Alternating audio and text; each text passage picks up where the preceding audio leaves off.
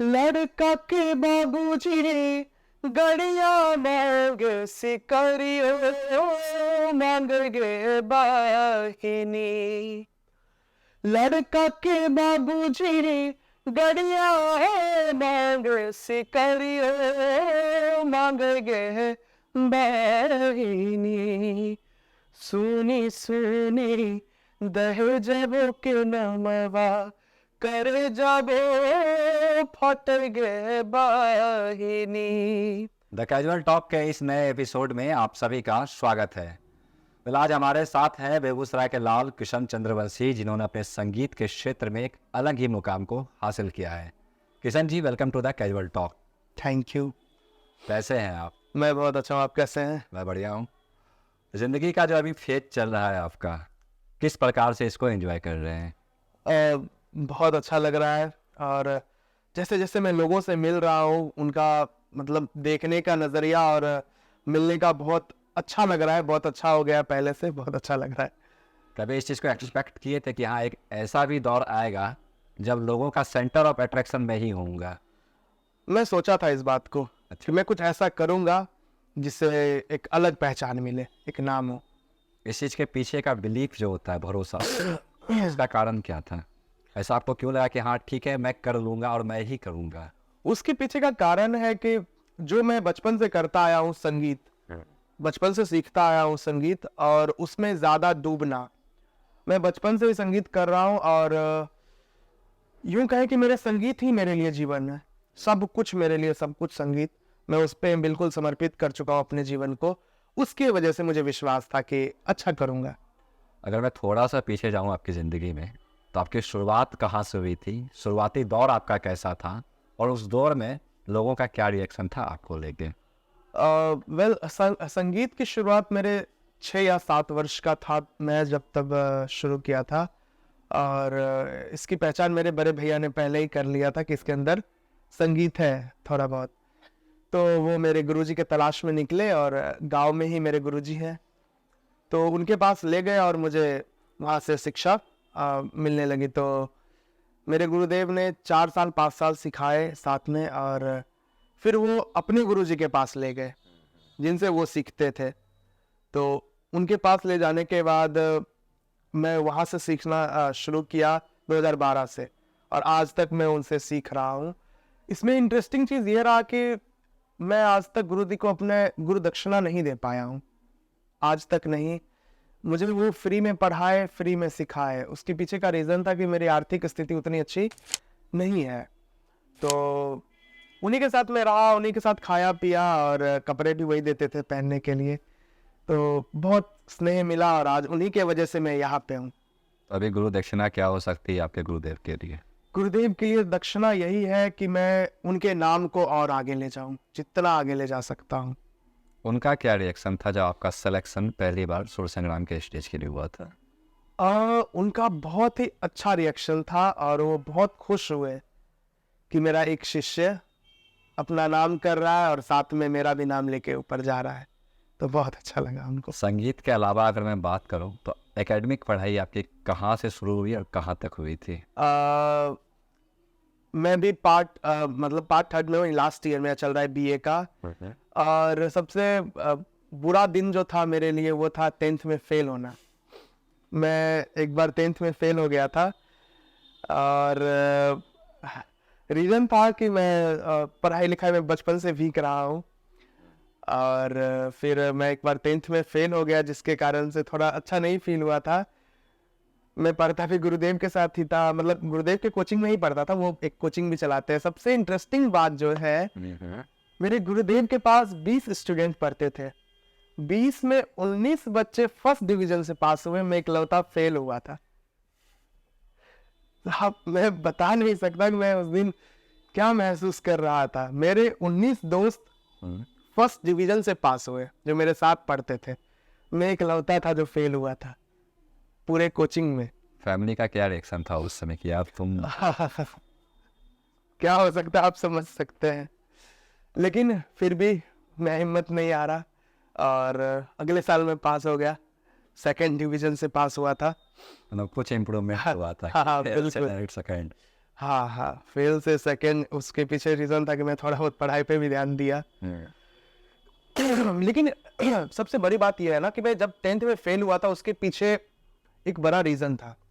उसके पीछे का रीजन था, उस समय एक कंपटीशन आया था तरंग प्रतियोगिता, जो कि स्टेट लेवल का कंपटीशन होता है, और मेरा ध्यान सबसे ज्यादा उधर था। पढ़ाई पे इधर बोर्ड भी था लेकिन वो भी था, तो मैं उधर ज्यादा फोकस कर दिया था। गुरुजी कह रहे थे बेटा अभी 10th है, ये इसको भी देखो और थोड़ा देखो इधर ज्यादा ध्यान दो पढ़ाई पे, पढ़ाई बहुत जरूरी है। तो मैं उस समय मेरा ध्यान इधर था संगीत की तरफ, तो मैं इसमें पार्टिसिपेट किया और इधर स्टेट चैंपियन बन गया और इधर मैं फेल हो गया। खुशी या दुखी माहौल क्या था? चलो एक साइड तो मैं स्टेट चैंपियन हूँ और एक साइड हाँ, वो बात भी है। और सबसे बड़ी बात है कि ज्यादा लोग जान नहीं रहे हैं कि मैं फेल हो गया हूँ, कोई नहीं जान रहा था। तो चलो इसको छुपा के रखते हैं, ऐसा कुछ सोचा था। लेकिन अब जो होना था सो हो गया, इधर मैं चैंपियन बना, इसकी खुशी थी बहुत। और फिर चलता रहा। फिर एक यूथ फेस्टिवल, एक कंपटीशन आया था, जो कि ये नेशनल तक होता है। यूथ फेस्टिवल तरंग प्रतियोगिता स्टेट तक ही रह जाता है। एक चांस मिला यूथ फेस्टिवल का, ये 2017 का यूथ फेस्टिवल। मैं अपने डिस्ट्रिक्ट में खेला इसको और वहाँ पे फर्स्ट आया, और उसके बाद स्टेट के लिए गया। स्टेट में मैं सेलेक्ट नहीं हो पाया था। इतना टफ कंपटीशन होता है, आप समझ सकते हैं कि एक राज्य में कितने जितने भी जिले हैं हमारे, सभी से आते हैं वहाँ पे कलाकार। तो वहाँ पे मैं सेलेक्ट नहीं हो पाया और थोड़ा मन में उदास हो गया था बहुत ज़्यादा, कितना मेहनत करने के बाद भी मैं। और जब मैं बस से आ रहा तो पूरा टाइम, ये पूर्णिया में हुआ था, मुझे याद है 2017 में पूर्णिया में हुआ था। बस से और अपने घर आने के क्रम में बीच में मेरा पूरे टाइम यही थिंक चल रहा था कि अगले बार मैं आऊंगा और नेशनल जीत के जाऊंगा, चैंपियन बन के जाऊंगा, खूब मेहनत करूंगा। मेरे मन में यही चलते आ रहा था पूरा। और हुआ भी कुछ ऐसा ही। अगले बार जब ये यूथ फेस्टिवल आया, पहले स्टेट जीता, सॉरी डिस्ट्रिक्ट जीता, फिर स्टेट जीता। स्टेट भुवनेश्वर में हुआ था। स्टेट जीतने के बाद मैं नेशनल गया बैंगलोर, और बैंगलोर भी जीता। तो वो खुशी कुछ और थी, वो मुझे बहुत अच्छा लगा कि एक टैग लगता है ना नेशनल चैंपियन का। फर्स्ट टाइम जब मेरे नाम के साथ वो जुड़ा, नेशनल चैंपियन किशन चंद्रवंशी, तो मेरे माता पिता बहुत खुश हुए, गांव वाले बहुत खुश हुए। और सबसे बड़ी चीज ये थी कि मेरे से पहले अभी तक कोई नेशनल सिंगिंग को लेके नहीं गया था। सिंगिंग की मैं बात करूं, सुगम संगीत की, तो आप देख सकते हैं कि बिहार से अभी तक कोई नहीं गया था। ये कब की बात है? ये 2023 की बात है। अच्छा, इसी साल की बात है। 2020 में भी आया था ये यूथ फेस्टिवल, लेकिन कोरोना के कारण वो नहीं पाया था। तो जो 2023 की जो आया, 23 की जो बात है, उसमें जो आया था यूथ फेस्टिवल, उसमें मैं नेशनल में गया और वहां पे मैं जीता। रियलिटी शो का जो ऑडिशन होता है, उसमें आपने कब से पार्टिसिपेट करना स्टार्ट किया था? ये बहुत कम लोगों को पता है कि मैं एक इंडियन आइडल में भी एक बार ऑडिशन दिया था। अच्छा, कहाँ पे? कोलकाता में।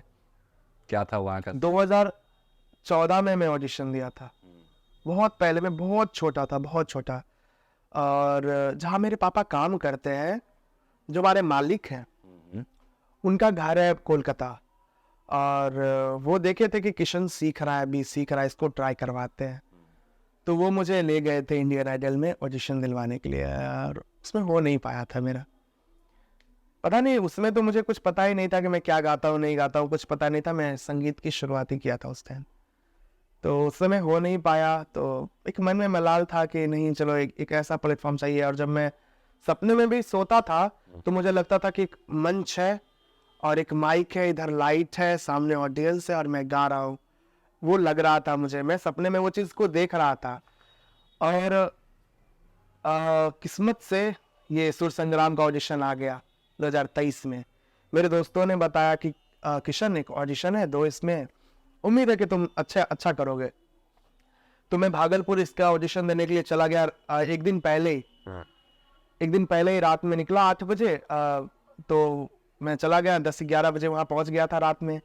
और वहीं पे गेट के सामने, जस्ट गेट के बाहर में अपना एक चादर डाल के वहीं पे सो गया कि अब चलो सुबह उठेंगे और सबसे पहला ऑडिशन मेरा ही होगा, ऐसा कुछ था।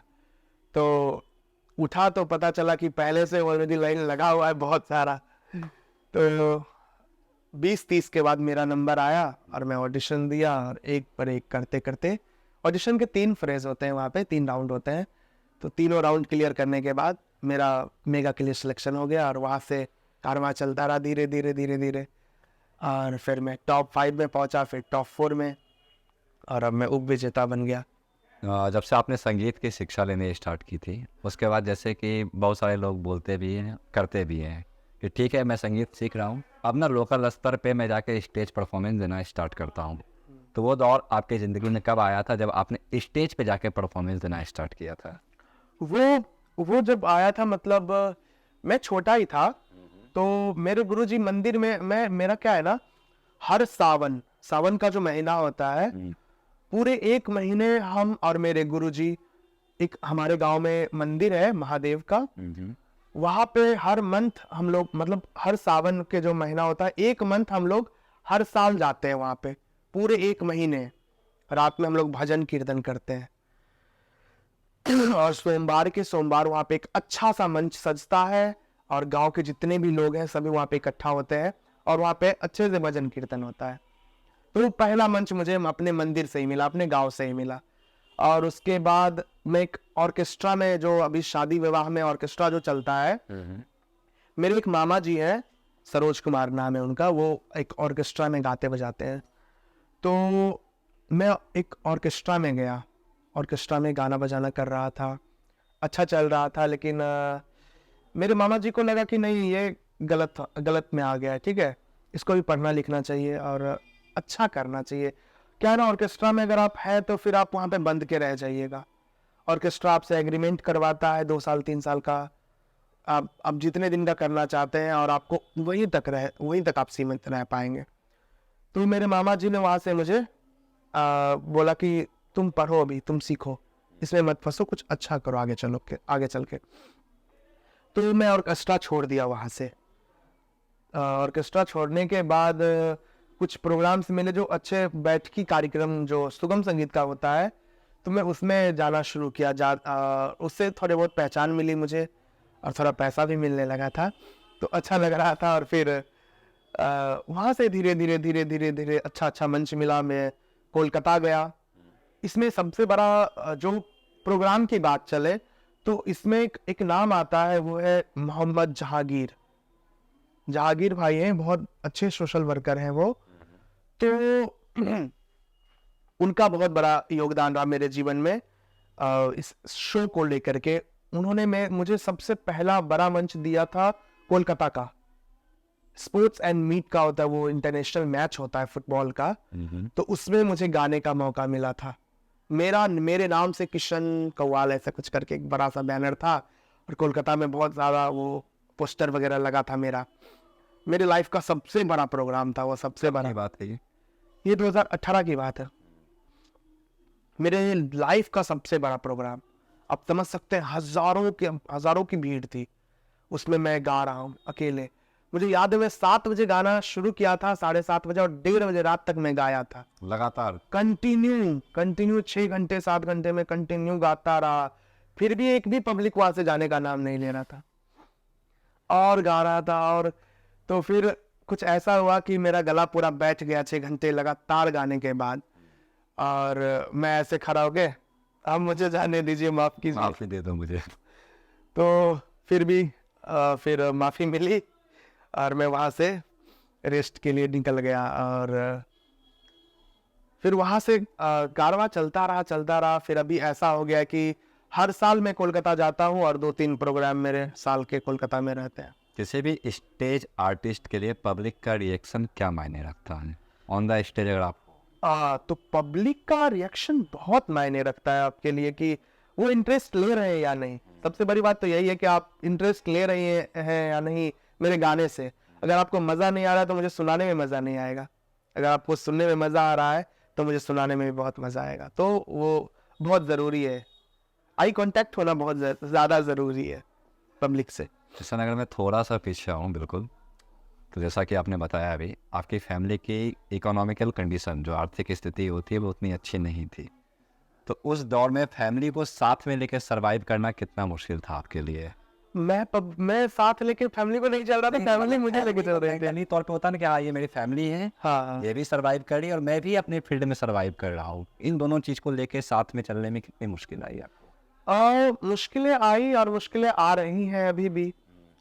तो चल रहा है, बस मैनेज चल रहा है कि खाना पीना चल रहा है, उसके अलावा कुछ नहीं हो रहा है। बस मैं खा रहा हूँ घर में, खाना खा रहा हूँ, घर में सो रहा हूँ। कभी कोई प्रेशर उनके तरफ नहीं, कभी कुछ नहीं, ऐसा कभी किसी नहीं। भी चीज़ को लेके? नहीं, ऐसा कभी किसी चीज को लेकर के मेरे घर से प्रेशर नहीं आया है।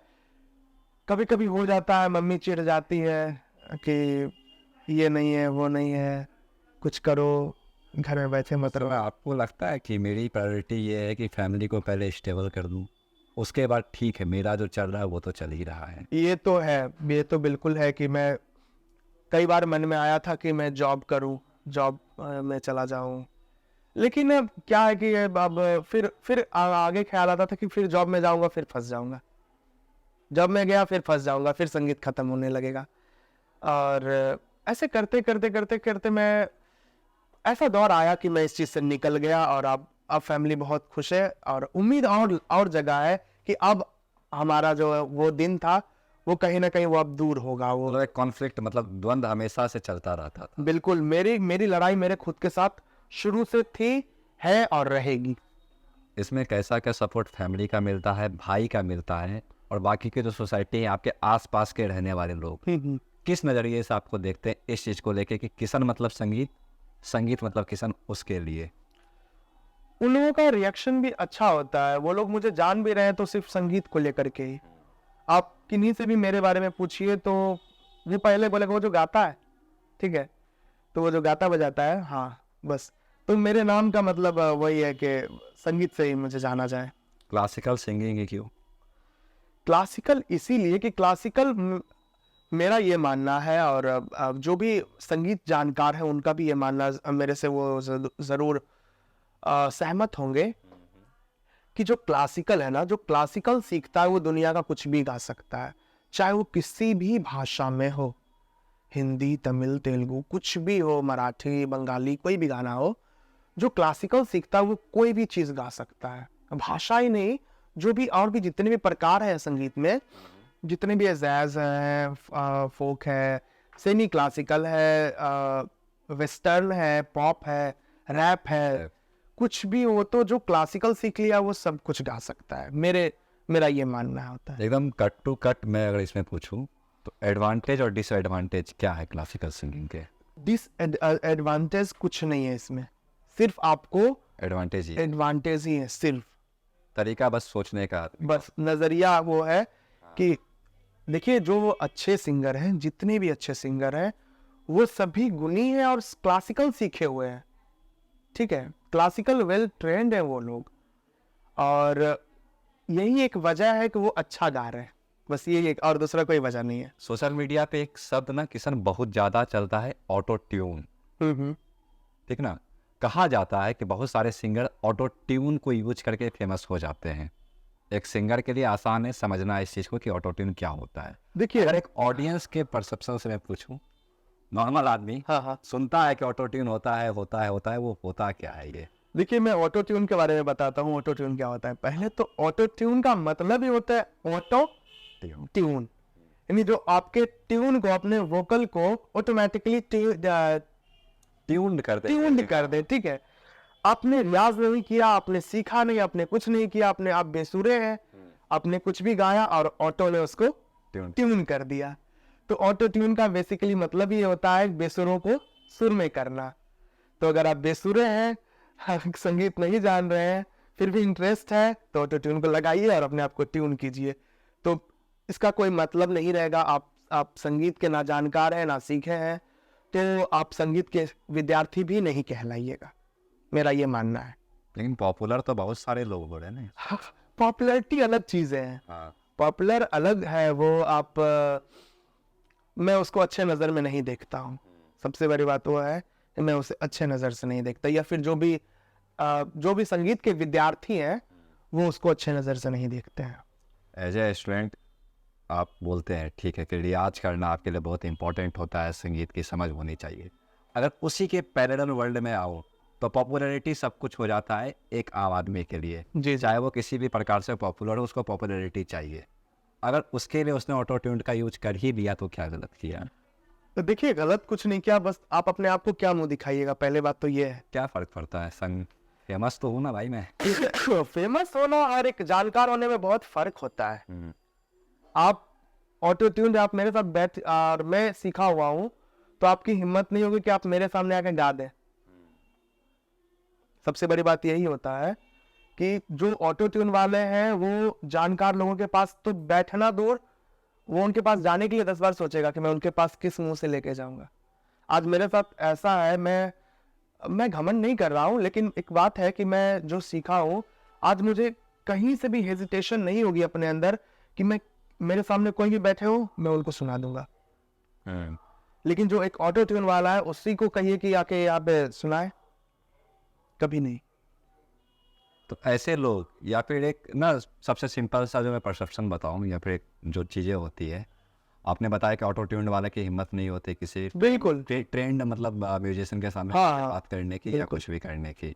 अगर उसी के सिमिलर वर्ल्ड में मैं आऊँ, आप हो, आपने बोला कि आपने बचपन से संगीत को सीखा, उसके बाद आप इस मुकाम पे पहुँचे हो कि आपको कुछ लोग पहचानने लगे हैं और आप आगे भविष्य में अपने मुकाम को स्थापित करोगे। और उसी के बगल से बाईपास रास्ता लेके एक इंसान आता है ऑटो ट्यून को लेके और आपसे ज़्यादा फेमस हो जाता है। है। कितना क्या तकलीफ होता है इस चीज़ को देख के, या फिर ऐसा क्या लगता है कि कुछ कमी है सिस्टम में जिसको सुधारने की ज़रूरत है? देखिए सबसे बड़ी बात यह है ना, जो जल्दी धधकता है वो जल्दी बुझा भी जाता है।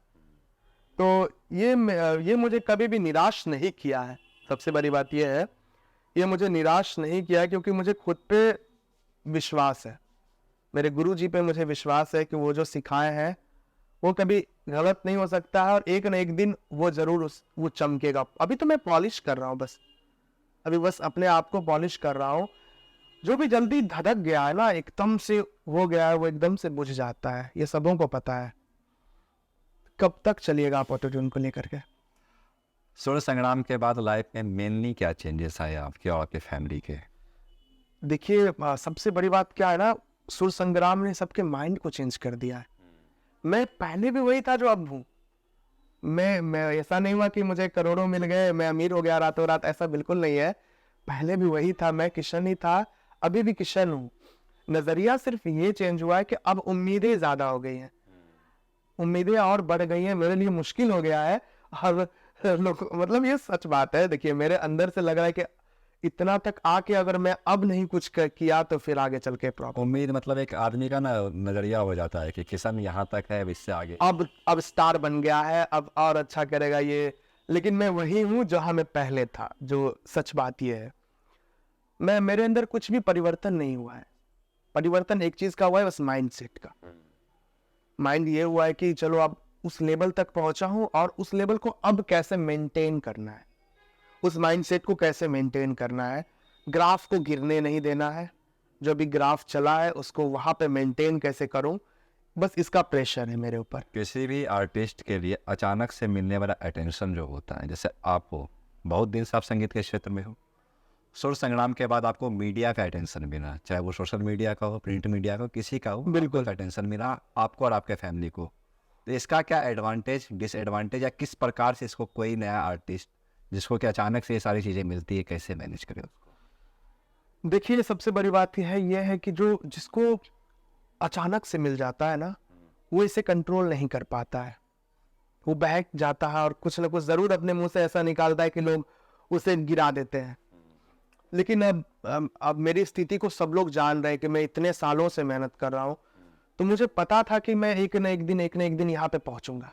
पहले से मालूम था कि पहले से माइंडसेट था कि यहाँ ये हो रहा है, ये ऐसे ऐसे ऐसे करके करके मैं वहां तक जाऊंगा। लेकिन जो डायरेक्ट वहां पे चला गया, उसके बीच का कोई कहानी ही नहीं है, तो वो तो बौखला ही जाएगा। बौखलाने के बाद क्या होता है तो ये तो सबको पता है। ऐसा मैं फिर वापस उसी बात पे ऐसा मैं इसलिए पूछ रहा हूँ कि बहुत सारे सिंगर ओवरनाइट होते हैं जो कि एक गाना गाते हैं और रातों रात फेमस हो जाते हैं, पूरा छप्पड़ फाड़ दिया एकदम, हर जगह उसका नाम है। अगले दिन वो कहाँ रहते हैं वो भी सबको पता है कि अगले दिन कोई अस्तित्व नहीं रहता है उनका।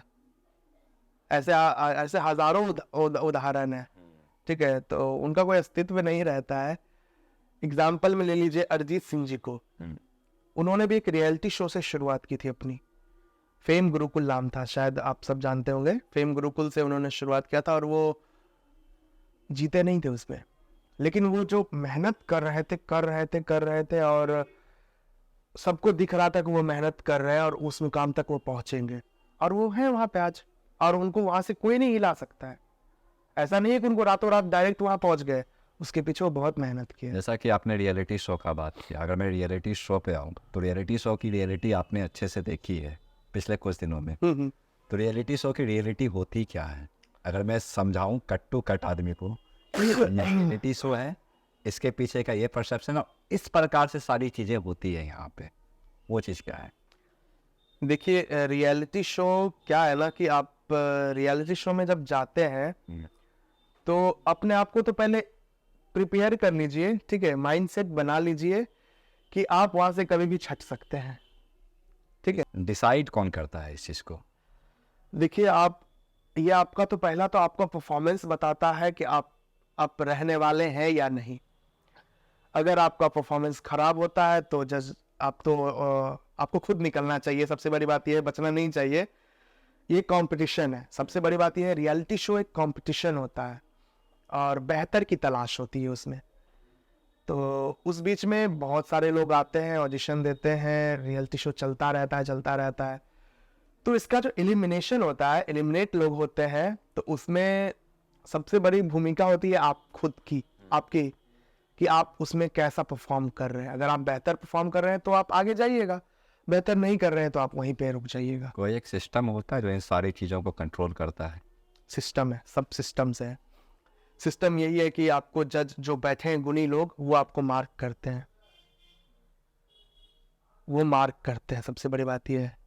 मार्किंग का क्या क्राइटेरिया उन लोगों का होता होगा वहाँ पे? उनका जो मार्क सिस्टम होता है ना, वो आपके शब्दों पे होता है, आपके सुर पे होता है, और आपका एक्सप्रेशन क्या है।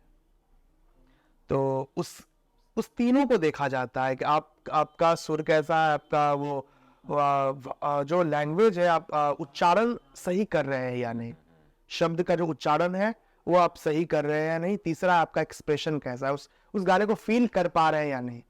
इस तीनों चीजों में अगर कहीं कमी आती है तो आपका मार्क्स कटेगा और आप एलिमिनेट हो जाइए। इसके अलावा अगर मैं बात करूँ तो क्या कुछ चीज़ें प्री डिसाइडेड होती हैं रियलिटी शो में, किसी भी चीज़ को लेके? हाँ, किशन चंद्रवंशी है, ये कंटेस्टेंट है, इसको लेके ये चीज़ें पहले से प्री डिसाइडेड है? नहीं, ऐसा बिल्कुल, मैं जहां तक एक्सपीरियंस किया हूं, ऐसा मेरे साथ नहीं हुआ है। कुछ भी फेक नहीं दिखाया गया। रियलिटी शो में रियलिटी दिखाया गया था मेरे बारे में, जहाँ तक मैं अपनी बात करूं, क्योंकि वहां पे मैंने अपने आप को फेस किया है, मैंने वहां पे एक्सपीरियंस किया है। तो मेरे बारे में ऐसा एक भी थोड़ा सा कोई पॉइंट भी नहीं है जहाँ पे फेक दिखाया गया। वो जितने कप्तान होते हैं, कैप्टन जो होते हैं, जो यूपी को लीड करते हैं, बिहार को लीड करते हैं, अलग अलग स्टेट को करते हैं, चाहे वो कोई भी एक्टर हो, उनका क्या काम होता है कंटेस्टेंट को लेके? वो क्या सिखाते हैं, क्या बताते हैं? हाँ, देखिए, क्या है ना कि वो सबसे बड़ी बात है कि वो मोटिवेट करते हैं, वो सिखाते नहीं हैं, वो मोटिवेट करते हैं। सिखाने के लिए आपको एक बेहतर कोच दिया जाता है, जो कि वो भी एक रियलिटी शो के हिस्सा होते हैं। वो कहीं ना कहीं उसके विनर्स होते हैं और जो अच्छे गुणी लोग होते हैं। जैसे मेरे जो कोच थे, उनका नाम था सुजीत गौतम, सारेगामापा रंगपुर भैया के वो विनर रहे हैं, तो हमारे कोच वो थे। तो गाना कौन डिसाइड करता है कि यही गाना इस परफॉर्मेंस में देना है? ये वो जो गाना डिसाइड होता है वो चैनल और प्रोडक्शन हाउस करता है डिसाइड। कंटेस्टेंट का कुछ? कंटेस्टेंट का रोल ये होता है कि प्रोडक्शन और चैनल आपसे गाना मांगता है, एक आपका कलेक्शन मांगता है कि किशन, आपको 20 गाने का कलेक्शन देना है। आपने 20 गाने का कलेक्शन दिया जो हमारे लेवल के होते हैं। सबसे बड़ी बात क्या है ना, हमें प्रॉब्लम, दिक्कत कहाँ पे हुई है ना, दिक्कत हमें हुई थी लेवल पे। अच्छा, ठीक है, जो हमें लेवल मिला था वो 5-6 लेवल मिला था, वेब, इंटरटेन, रंगीला, भोजपुरी सिनेमा और भी बहुत सारे लेवल थे। तो उस लेवल के अंदर ही आपको गाने गाने हैं, उनका ही कॉपीराइट उनके पास था। तो उसमें थोड़ी सी दिक्कत हुई गाने को सेलेक्ट करने में। तो 20 गाने जैसे मैंने दिए, तो उसमें से कोई एक गाना चुन के वो लोग मुझे देंगे। ऐसा सिस्टम वहाँ पे चलता है। पार्शियलिटी होती है क्या किसी कंटेस्टेंट को लेके? नहीं, ऐसा कुछ नहीं होता है वहाँ पे, ऐसा बिल्कुल नहीं होता है। ये कैमरा के सामने आप बोल रहे हैं। अरे नहीं नहीं नहीं, देखिए ऐसा कुछ नहीं है, नहीं होता है। मुझे तो ऐसा नहीं लगा, क्योंकि मैं यहाँ तक आया हूँ, आप समझ सकते हैं। अगर मुझ में कहीं लग रही हो तो आप लोग जरूर कमेंट में मैं बताइएगा। आपकी बात नहीं कर रहा हूँ, किसी भी कंटेस्टेंट को लेके। हाँ हाँ, ये हो सकता है ना जज का एक बना हो, उनका एक सेट पैरामीटर हो कि किशन चंद्रवंशी ये है, डैश डैश डैश डैश, सबका अलग अलग हो, उसको मैं इस हिसाब से जज करूँगा। या फिर मेरा परसेप्शन इसको लेके क्लियर यही है कि किशन का मतलब उसको इतना परसेंट देना है, इसको इतना परसेंट देना है, इसको इतना परसेंट। वो जो अंक दिया जाता है, जो नंबर दिया जाता है, वो कौन डिसाइड करता है? वो देखिए, वो क्या है ना, आपके परफॉर्मेंस पे डिपेंड करता है। अगेन, आपका अगर परफॉर्मेंस डल हुआ है तो आपको एनी हाउ जाना पड़ेगा। बहुत कंटेस्टेंट ना इसमें चालाकी कर लेते हैं। बहुत बार देखा गया, टीवी पे भी ये चीज़ देखा गया कि मान लो किसी ने गाना गाया, कहीं पे थोड़ी सी कुछ गलती हो गई, कुछ इमोशनल कार्ड खेल देते हैं या फिर कुछ ऐसा कर देते हैं कि जज को कहीं ना कहीं मैसमराइज कर लेते हैं वो चीज़ को लेके। अ, मैं इसमें टिप्पणी करना नहीं चाहूँगा, क्योंकि देखिए वो उसका व्यक्तिगत मामला होता है, ठीक है। आपको नहीं पता है कि आप जो कर रहे हैं वो सिर्फ एक बंद कमरे में नहीं हो रहा है, आप दुनिया को वो चीज दिखा रहे हैं। शूट भले ही एक बंद कमरे में जरूर चल रहा है, लेकिन आपको देख दुनिया रही है। है।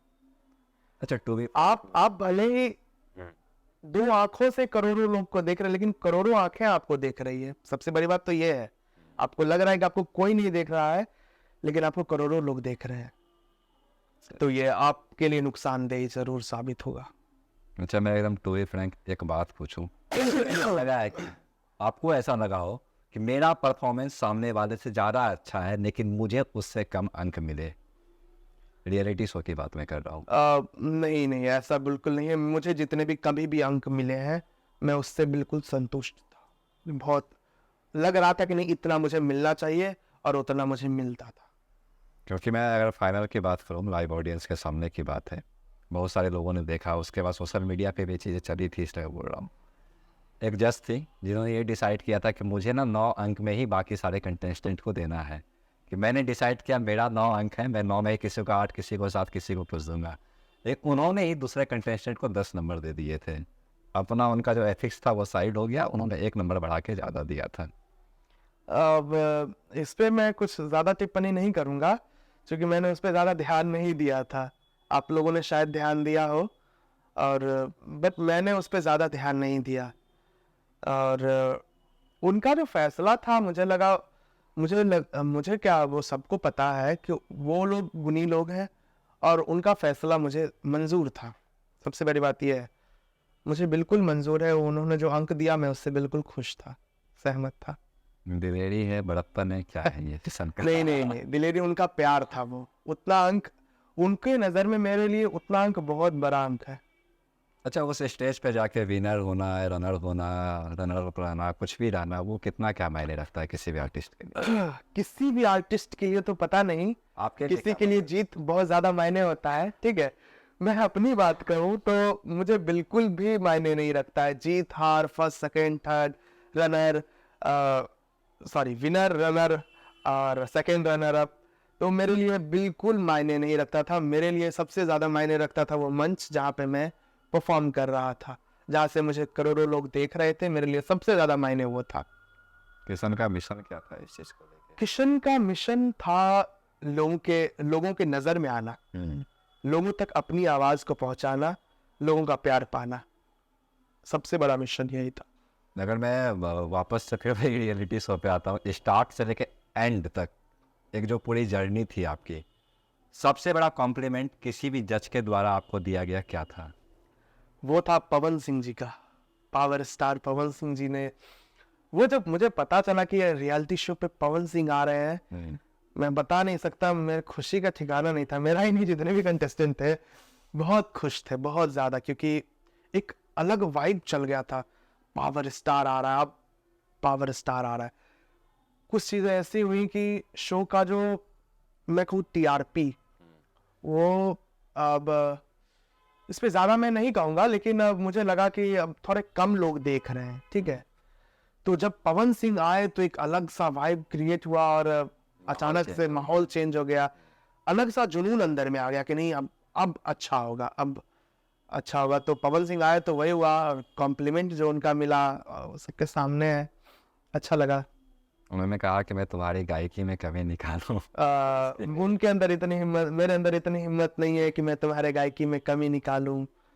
तो ये कितना सही में एक होता है ना कि पावर स्टार भोजपुरी का कहा जाए तो एक बड़ा चेहरा, बहुत बड़ा चेहरा, अगर वो आके ऑडियंस, लाइव ऑडियंस के सामने या फिर जो चीज़ें ब्रॉडकास्ट होने वाली है उसमें आके खुल के किसी कंटेस्टेंट के लिए बोलता है कि मेरे अंदर इतनी क्षमता नहीं है कि मैं तुम्हारी गायकी में कोई कमी निकालूं, तो बहुत अलग बड़ी जोन में चला जाता है उस समय। वो बहुत बड़ी बात कह दी उन्होंने। मैं इस चीज को कभी भी सर पे चढ़ने नहीं दे सकता, ना दूंगा कि पवन भैया, मैं तो उनको भैया बोलता हूँ, ये ऐसा कहा, वो उनका प्यार था। सबसे बड़ी बात ये है कि उनका प्यार था, और वो क्या है ये किसी से छुपा हुआ नहीं है। सबसे बड़ी बात ये है वो क्या है, उनके मुंह से ये शब्द निकलना मेरे लिए कितना मायने रखता है, ये बहुत बड़ी बात है। सोशल मीडिया पे एक शब्द हल्फा उड़ा दे रू बहुत ज्यादा चला था। हल्फा, हल्फा परफॉर्मेंस। ये हल्फा क्या हो रहा है भाई? हल्फा शब्द जो है ना, ये निरहुआ जी का दिया हुआ शब्द है। हल्फा मचा दे लो, एक गाना था ना, आयुल हितई में वो 4 दिन खातिर बाकी हल्फा मचा के गइल। तो हल्फा मचा के जो जाते हैं, मतलब एकदम धुआंधार गर्दा ब्लॉकबस्टर एकदम परफॉर्मेंस दिए, चांद मास्टर परफॉर्मेंस दिए, तो वो हल्फा वही था। जिसका बेस्ट परफॉर्मेंस हुआ उसमें हल्फा उसको बोल दिया जाता था। हमारे भोजपुरी में हल्फा परफॉर्मेंस था। कंटेस्टेंट वहाँ पे दोस्त होते हैं या फिर दुश्मन होते हैं? दुश्मन तो नहीं बोल सकता, होता है ना कि हाँ साथ में नहीं, साथ पढ़ना है, बॉन्डिंग के आपस में सभी लोगों की बहुत बेहतर। सभी मेरे दोस्त हैं अभी भी, और स्टेज पे भले ही हम लोग दिखते हैं कि विरोधी हैं, ये यूपी से है, नोक झोंक चलता रहता है स्टेज पे, लेकिन अब कैमरा के बाद हम लोग अच्छे दोस्त हैं। साथ में खाना पीना, सोना भी साथ में ही, सब लोग सोते साथ में ही थे, और बहुत अच्छे दोस्त हैं सभी मेरे। सपोर्ट मिलता था उन लोगों से कभी? दोस्तों से हाँ। बहुत सपोर्ट मिलता था। चोरी तो बहुत चलता था। चोरी मतलब अब आप कोई सुर लगाए, अरे मुझे अच्छा लग रहा है, चलो इसको मैं अपने गाने में यूज करूंगा, तो ऐसा चलता रहता था। अच्छा लगता था, सीखने को तो बहुत कुछ मिलता था, बहुत कुछ। किशन, चूंकि आप बेगूसराय से हो, आपकी भाषा भोजपुरी नहीं है, मेरी बोली, भाषा ने बोली मेरी बोली आपकी भोजपुरी नहीं है। उसके बाद जाके ये डिसाइड करना कि भोजपुरी का एक रियलिटी शो आ रहा है सुर संग्राम, उसमें पार्टिसिपेट करना और इसी भाषा को लेके आगे जाना कितना मुश्किल? देखिए, मुश्किल मेरे लिए नहीं है, क्योंकि मैं बिहार से हूँ, और भोजपुरी कहीं और की नहीं, हमारे बिहार की बोली है। तो बचपन से मैं गाता आ रहा हूँ, ऐसा नहीं है, मैं बचपन से ही भोजपुरी गा रहा हूँ। मंदिर में, जैसा कि मैं बता चुका हूँ पहले, मंदिर में भजन कीर्तन करता था स्टेज पे, तो वो भोजपुरी में ही करता था, बचपन से ही करता आ रहा हूँ। कई लोगों का कहना हुआ, अरे किशन तो सूफी गाता है, हिंदी गाता है, इसको मैं बचपन से सुन रहा हूँ। भाई तुमने बचपन से भोजपुरी नहीं सुना तो मैं, इसमें मेरी गलती नहीं है, मैं भोजपुरी भी गाता हूँ। अच्छा, एक ना परसेप्शन चल पड़ा है लोगों के दिमाग में कि भोजपुरी मतलब अश्लीलता। पिछले कुछ समय से जिस प्रकार से दिखाया गया भोजपुरी को, उसमें बहुत सारे अच्छे गाने भी आते हैं जो कहीं ना कहीं साइड कर दिए जाते हैं मेन स्ट्रीम से उठा के, और जो लोग आते हैं 2-4 स्पेसिफिक शब्द हैं उसको यूज कर लेते हैं, अश्लील फैला देते हैं, अश्लीलता, उसके बाद वो फेमस हो जाते हैं। तो इस चीज़ को कैसे कम किया जाए गायकी के थ्रू? मुझे लगता है इसको कम करने का एक ही तरीका है। जो कलाकार है, जो अश्लील गाना गा रहे हैं, उनको सीखने की जरूरत है। सबसे बड़ी बात चीज ये है, सीखने की जरूरत है। अगर आप सही चीज को सीखते हैं तो आप सही चीज को फैलाते हैं, गलत चीज को सीखते हैं तो गलत चीज फैलाते हैं। ऑडियंस भी तो वही देख रही है ना भाई। तो देखिए क्या है ना, हमारे अब मैं एक चीज कहूंगा कि कुछ चीजें सिर्फ नाम पे चलती हैं, ठीक है। जैसे कि कोई बहुत बड़ा गाना आ रहा है पवन सिंह जी का, ठीक है, गाना क्या मुझे नहीं पता है, ब्रांड उसके पीछे लगा हुआ है, क्या गाना है वो पवन सिंह का, मोबाइल पे सर्च करेंगे पवन सिंह सॉन्ग्स, गाने का नाम नहीं सर्च करेंगे, पवन सिंह डीजे सॉन्ग, तो नाम से चलता है वो चीज। तो जितने भी, जिनका भी नाम है और वो अश्लील गाना गा रहे हैं, तो मैं तो कहूंगा भाई पहले मतलब थोड़ा सा चलता है, क्योंकि जो स्थापित नाम है पहले से किसी भी इंडस्ट्री में, मैं भोजपुरी की बात नहीं कर रहा हूँ, उनकी क्या प्रायोरिटी होनी चाहिए ऑडियंस को लेके कि मैं उसको ये चीज़ें दूंगा? उनको ज़रूरत नहीं है गाने की, अगर वो नहीं भी गाए हाँ कोई हाँ, फर्क नहीं पड़ने वाला है। उनका नाम तो पहले से बना बनाया है। बिल्कुल बिल्कुल। उसके बाद अगर वो इस चीज़ को लेके आते हैं इस चीज़ को, तो कितना क्या हार्मफुल होता है सोसाइटी के लिए? देखिए दोनों चीजें हैं। पहली बात तो यह है कि आप सुन क्यों रहे हैं। मैं नहीं सुनता हूँ। मुझे आप एक भी अश्लील गाना पूछे तो जो भी मुझे नहीं याद है, क्योंकि मैं सुनता ही नहीं है, सुनता ही नहीं हूँ। आप भोजपुरी में अच्छी चीजें पूछे, मैं जरूर आपको गा के सुनाऊंगा। जो भी मैं सुनता हूँ मुझे अच्छे अच्छे लगते हैं। तो सबसे बड़ी बात है कान आपका क्या सुनना चाहता है। सब चीजें हैं दुनिया में, बहुत कुछ है। आप अच्छे गाने सुनने चाहते हैं या फिर आपको अश्लील सुनने का मन हो रहा है, चलो अश्लील सुनते हैं। तो अब नहीं मिलेगा तो अब बेचैनी बढ़ेगी कि यार अश्लील गाने क्यों नहीं मिल रहे हैं। अब नहीं मिल रहे हैं तो आप खुद से लिखिएगा, खुद से लिखिएगा तो खुद से रिकॉर्ड कीजिएगा और आप बन गए सिंगर। ये गाना आपका हो गया। तो कुछ ऐसे भी लोग हैं जो कि ढूंढने निकले थे, अश्लील गाने मिले नहीं तो बना दिए, और बन गया तो गा दिए तो ऑटो ट्यून लग गया तो हम सिंगर बन गए। का यहाँ भी सीन है फिर वापस। है ही ना, वो घूम फिर के तो वही बात आ गया। अब सिंगर नहीं है लेकिन गाना लिख दिया, अब इसको गाना है। गाना है तो सुर में गाना है, सुर में गाना है तो ऑटो ट्यून लगाना है, तो बस बन गए सिंगर आप। चलो एक पूरी की पूरी जनरेशन ही खराब कर रही है ये चीज़ें। बिल्कुल बिल्कुल एक पुराना दौर था ना जो देखा जाता था कि विदेशिया का है, बिखेरी बिल्कुल। मैं शारदा सिन्हा का है। इवन अभी आप देखते हो एक मैथिली ठाकुर करके एक लड़की है, बहुत अच्छा गाना गाती। मैं किसी को मतलब ये नहीं कर रहा हूँ, जज नहीं कर रहा हूँ, मैं बता रहा हूँ। लेकिन एक होता है ना कि सारी चीज़ों को, सही चीज़ों को लेकर चला जा सकता है, तो फिर ऐसी क्या कमी एक रह चीज मैं बताता हूँ आपको, आप गौर किए होंगे कि जो हमारे भोजपुरी में मिठास है, जो भोजपुरी की मिठास है, वो उसको उठा करके बॉलीवुड ने अपनाया था। एक दौर था, आप याद कीजिए, जब बॉलीवुड से उठा के खाई के पान बनारस वाला, हमारे भोजपुरी से उठाया गया और बॉलीवुड में गया था वो। बहुत बड़े सिंगर हुए, मन्ना डे जी, महेंद्र कपूर जी, बहुत बड़े सिंगर हैं। उन्होंने गाया था हंसी हंसी पनवा खिलौले बेमनवा कि अपना बसेर परदेस, कोरी रे चुनरिया में दगिया लगाए गईले, मारी रे कर जावा में ठेस। ये लोग तो बॉलीवुड के सिंगर है, हिंदी गाने वाले हैं, लेकिन देखिए क्या किए वो, अपने भोजपुरी को कहाँ पहुंचाए, वो अपने बिहार के भाषा को, अपने भोजपुरी को कहाँ लेके गए। तो मैं चाहता हूं, मेरा ये सपना है कि मैं भी वहां लेके जाऊं इस चीज को, ताकि ये जो अश्लीलता है ना, ये बिल्कुल इसका नाम और निशान हट जाए। बिल्कुल। आपकी क्या प्रायोरिटी रह सकती है गाना को लेके, सिलेक्शन को लेके, या फिर एक प्रोसेस होता है ना बनाने का, बिल्कुल बिल्कुल। उसको लेके आपका क्या प्रोसेस? देखिए मेरा एक ही चीज मानना है कि आप, मैं अपनी बात करूं पर्सनली तो मेरे पास अभी अभी सुर संग्राम के बाद लगभग 10-20 गाने आए। अच्छा। 10-20 गाने में मैं बस 1 से 2 गाने सेलेक्ट कर पाया। ये मैं प्रोडक्शन हाउस की तरफ से? नहीं, ये मुझे कुछ लोगों ने ऑफर किए थे गाने कि भैया मैं गाना लिखता हूँ, मैं ये लिखता हूँ, आप मुझे मेरा गाना गाइए। मैं उनसे गाना मंगवाया और एक चीज पहले कह दिया कि इसमें अश्लील नहीं होना चाहिए बिल्कुल भी। आप सोच समझ करके लिखिए और अच्छा चीज लिखिए, ठीक है। थोड़ा उसमें मिठास डालिए, सबसे बड़ी बात तो क्या, मिठास डालिए। तो उस गाने को चूज करने में मुझे काफी टाइम लग गए, क्योंकि एक एक को सुनना, और मैं 18 गाने में रिजेक्ट कर दिया लगातार। और मैं चाहता, मैं दावे के साथ कह सकता हूं, अगर मैं वो गीत गाता तो मैं रातों रात और फेमस हो सकता था, क्योंकि उस गाने के बोल ही कुछ ऐसे थे, ढोरी था वो, पता नहीं और बहुत सारे वर्ड थे। तो मैं उसको गाता तो मैं गारंटी था मैं जरूर पॉपुलर हो जाता। क्या गलत क्या है, बाजारीकरण का दौर है भाई, हर कोई गा रहा है, आप भी गा लेते। सही बात है, मैं भी उसमें भीड़ जाऊं, ठीक है। नहीं गलत क्या, वही तो पूछ रहा हूँ आपसे। आप एक बात बताइए, आप गा तो लिए, क्या अपने माँ को, अपनी बहन को मुंह दिखा पाइएगा? लो बहन ये गाना सुनो, ढोरी वाला गाना गाया है, सुनो इसको, बताओ कैसा लगा। आप ये चीज कर सकते हैं? इमेजिन कीजिए, जो कोई भी असली गाने गा रहे हैं, क्या ये इस चीज को अपने बहन को, अपनी माँ को सुना सकता है?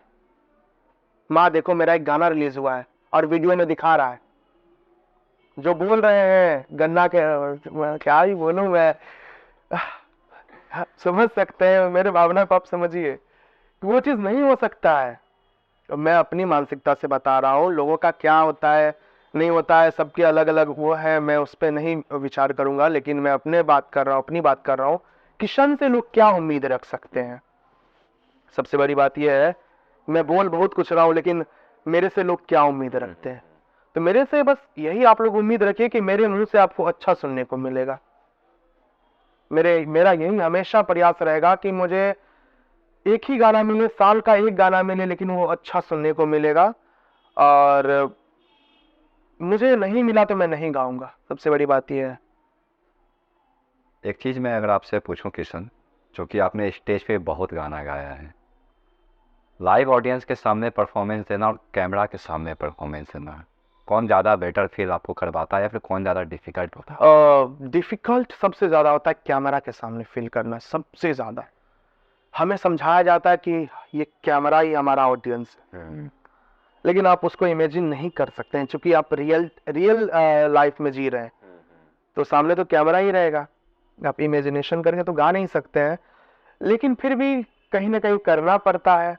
और जो ऑडियंस होते हैं वो तो सामने है, तो क्या दिक्कत, फिर क्या है, मजा आ रहा है उनको, वो तो दिख रहा है कि हाँ भाई इसको मजा आ रहा है, तो और हम लोग को और मजा आता है। लेकिन कैमरा पे क्या है ना, कि थोड़ा सा 19-20 रहता है कि क्या पता इनको अच्छा लगेगा कि नहीं लगेगा, डाउट एक रहता है मन में ना? डाउट तो रहता है, और बहुत डिफिकल्ट होता है कैमरा को फेस करना। जैसा कि अभी आपने बताया था कि आपने कोलकाता में 6-7 घंटा लगातार सिंगिंग की थी, उसके बाद आपको माफी मांग के स्टेज बिल्कुल। होता है। अगर मैं उसको रियलिटी शो में लेके आऊँ, तो जितने भी स्थापित कलाकार हैं या फिर जो फाइनल सेमीफाइनल्स या होते हैं ग्रैंड फिनाले, जो भी बोल लो, उसमें लिपसिंग होता है क्या? पहले से गाना बज रहा है या वहाँ पे जाके जो कंटेस्टेंट होते हैं सिर्फ माइक लेके लिपसिंग कर रहे हैं और गाना प्ले है, चल रहा है, सारी चीज़ें, ऐसा कुछ होता है क्या? ऐसा नहीं होता है। ऐसा क्या होता है ना, कुछ चीजें होती है वो आपको यूं कहें कि ऑडियंस को थोड़ा अट्रैक्ट करने के लिए वो चीज कभी कभी किया जाता है, लेकिन जब जहां बात कंपटीशन की आ जाती है वहां पे ये चीज नहीं होता है। जैसे अब क्या है ना कि हम लोग को एंट्री करना है, ठीक है, वेलकम करना है, ओपनिंग सॉन्ग जिसको कहते हैं, ओपनिंग करना है, तो उसमें वो चलता है, क्योंकि उसमें मार्किंग नहीं होता है, तो आप प्लस ट्रैक पे गा सकते हैं। लेकिन जहां पे कंपटीशन चलता है वहां पे आपको माइनस ट्रैक पे गाना पड़ेगा, ये चलता है, वो डिसाइड होता है पहले से? वो पहले से डिसाइड होता है। दिक्कत होती है उसमें आपको कि लिपसिंग भी करना है? हाँ, वो उसमें दिक्कत होती है, लेकिन अब क्या है ना कि आदत हो जाती है। आदत की बातें हैं। परफॉर्मेंस को लेकर कोई टेंशन नहीं होता? कोई टेंशन नहीं, बस यही है ना कि प्रेशर बहुत ज्यादा रहता है। जो भी रियलिटी शो को फेस कर रहे होंगे उन सबको पता होगा कि कितना मुश्किल होता है। हम लोग के पास 2 से 3 दिन होते थे, और उसमें हम लोग को 4-5 गाने तैयार करने होते थे।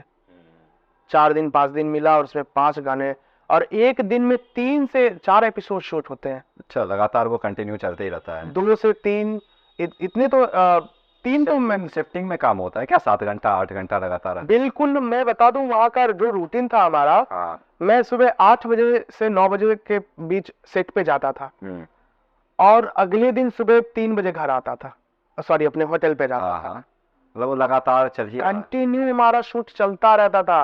आपके सामने में बस 1 घंटा टीवी पे बैठा हूँ, लेकिन उसके पीछे मैं कितने घंटे उस सीट पे बैठा हूँ। कड़ी तपस्या है इसके पीछे ना।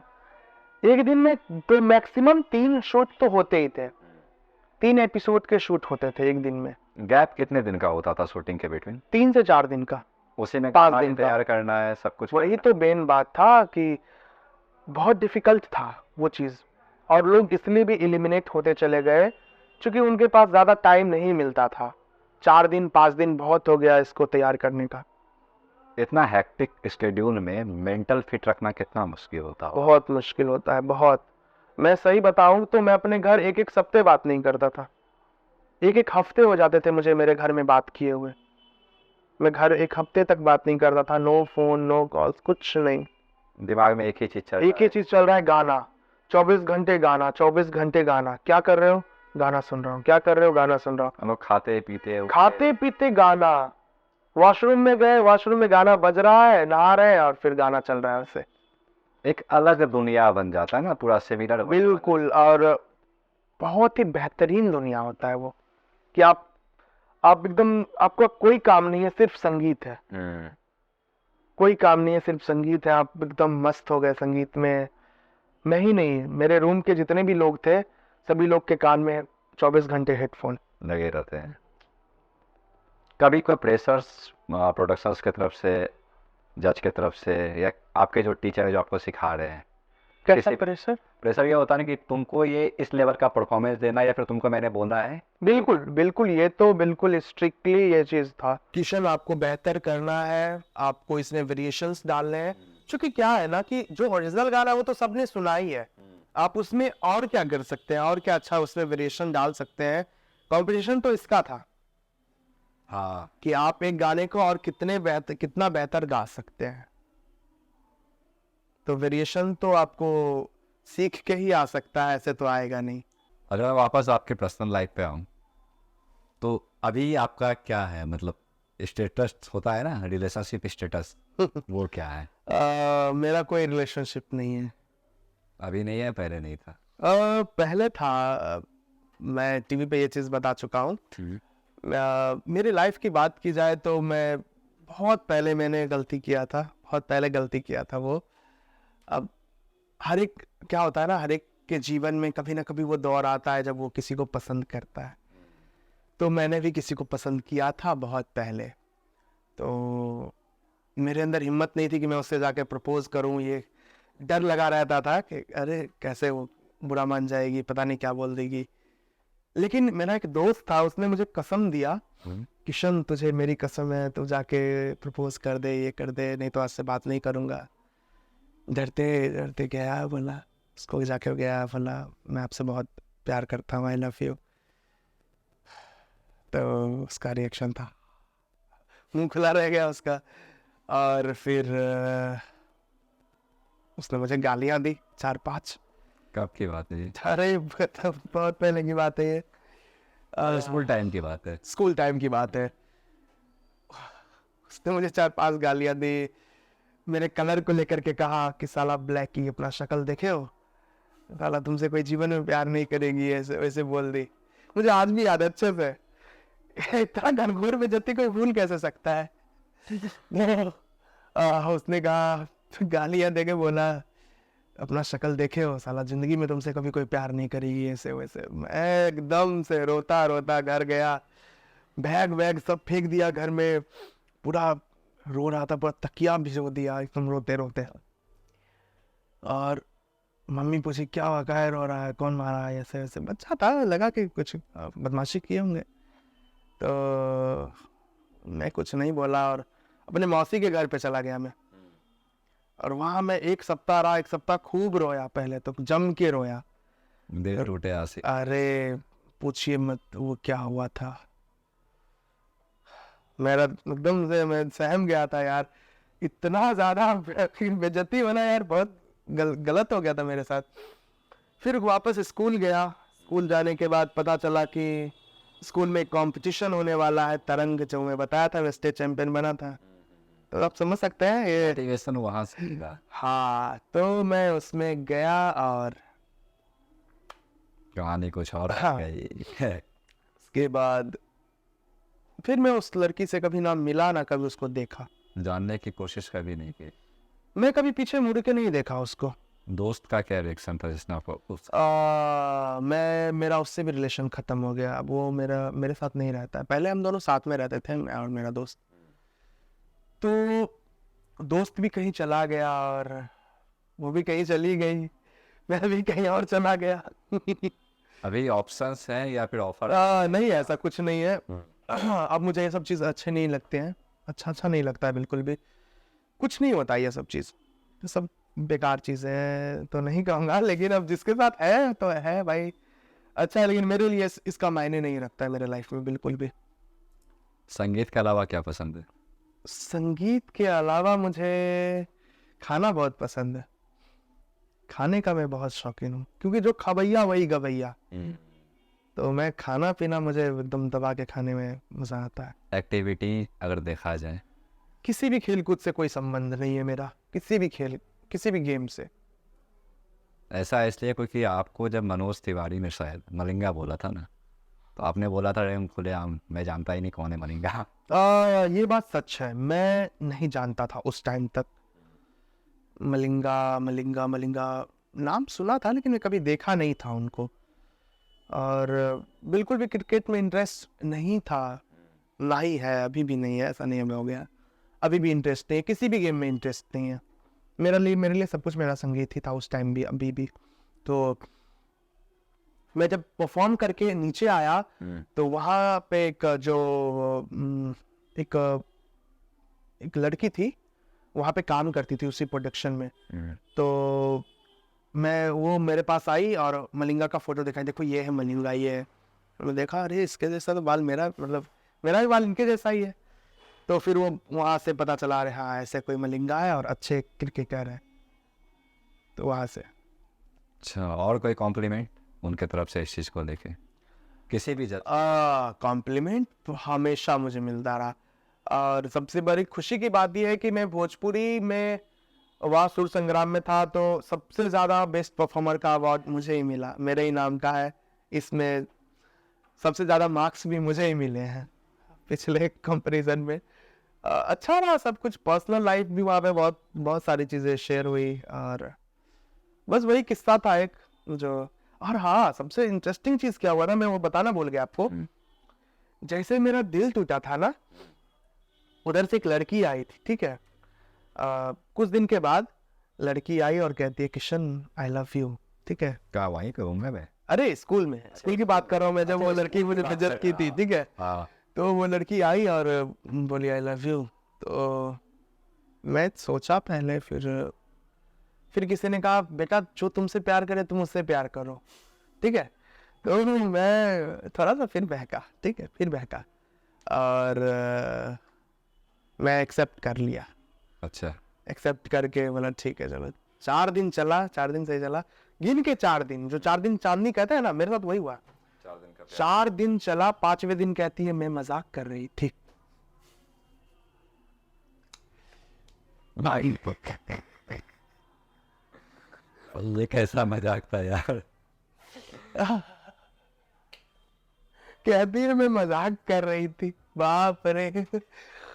बता नहीं सकते मेरे ऊपर क्या बीता था उस टाइम। मजाक बहुत भारी पड़ गया था मुझे। फिर संभाला खुद को, वापस से जोन में आए। फिर से दिल टूटा, फिर से जोड़ा उसको अच्छे से। और देख रही होगी आज कहीं। सोशल मीडिया पे हो वो या फिर अभी ज़्यादा एक्टिव हुए हो? मैं सोशल मीडिया पे ज़्यादा एक्टिव नहीं रहता हूँ, क्योंकि कहीं ना कहीं वो टाइम का बर्बादी जैसा मुझे लगता था। तो मैं अभी हूँ, अभी अच्छा खासा मैं रहता हूँ एक्टिव। अच्छा, कोई गाना अगर मैं इस पे बोलूँ आप, तो कौन सा हो सकता है? मेरे नज़र में एक गाना था, हिंदी गाना था, सुनो। विशाल भैया का गाना है, विशाल मिश्रा का। तोड़ा जाएगा तू भी तोड़ा जाएगा, मेरी तरह तू भी छोड़ा जाएगा, कि तूने के दिल बर्बाद करेगा, आग लगाएगा। तू सच में कितना बेहया है, सच ये सामने आएगा।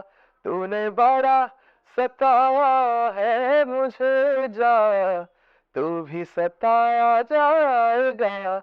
हाय बड़ा रुलाया है मुझे, जा तू भी रुलाया जाएगा। ये गाना मुझे बहुत पसंद है। किशन भाई, अभी जो आप कविता सुनाने वाले थे इससे पहले, वो कौन सी कविता थी? देखिए वो एक मोटिवेशनल कविता है, आप सब इसको कहीं ना कहीं ज़रूर सुने होंगे, और मैंने शायद ये अपने दिमाग में बैठा लिया है। पता नहीं मैं कितना सही हूँ इसमें, कि वरदान मांगूंगा नहीं, वरदान मांगूंगा नहीं, चाहे हृदय को ताप दो, चाहे मुझे विश्राप दो, कुछ भी करो किंतु कर्म पथ से भागूंगा नहीं, वरदान मांगूंगा नहीं। से मंगल सिंह सुमन। ये कविता मुझे बहुत प्रभावित किया, बहुत। और शायद ये मेरे लाइफ में एक नया मोड़ लेके आया कि कुछ भी करना है अपने कर्म पथ से नहीं भागना है और किसी से वरदान नहीं मांगना है।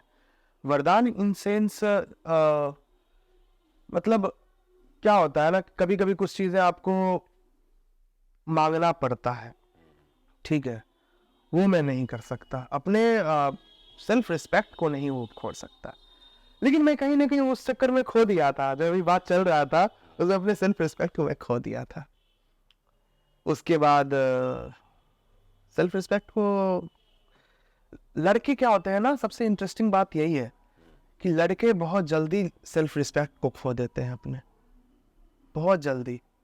आप लड़के को एक बार अगर लड़की अगर मना लेना, प्यार से वो बोल देना सॉरी नहीं है, तो वो लड़का तुरंत पिघल जाएगा, तुरंत मान जाएगा। मेरे साथ ऐसा था कि मैंने उस लड़की के पैर भी पकड़े, मत छोड़ो, हाथ भी जोड़े, सब कुछ किए। कुत्ता बन गया था, गिड़गिड़ाता था उसके सामने, तुम छोड़ोगी तो मर जाऊंगा, ये कर लूंगा, वो कर लूंगा। अरे क्या ही बताए, ऐसा कुछ हो गया था। भीख मांगनी पड़ी। अरे बहुत भीख मांगा हूं मैं, बहुत, मैं क्या ही कहूँ। मैं उसको बोलता था कि ऐसे हाथ जोड़ के, वीडियो कॉल पर रहती थी कभी कभी ऐसे, प्लीज मत छोड़ो, नहीं रह पाएंगे तुम्हारे बिना। कहती थी जा मर जा, क्या फर्क पड़ता है, ऐसे बोलती थी वो।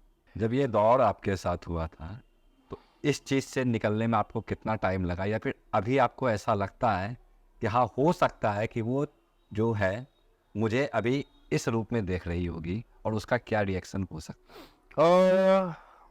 मुझे तो नहीं पता, क्योंकि मैं उसके पास नहीं हूँ, इसलिए मुझे नहीं पता उसका क्या रिएक्शन होगा।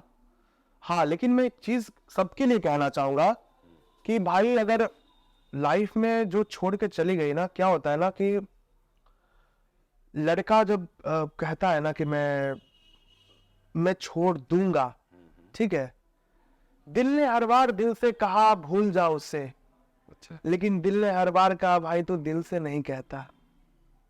तो ऐसा होता है कि आप जब लड़का कहता है ना कि छोड़ दूंगा, तो वो छोड़ नहीं पाता है।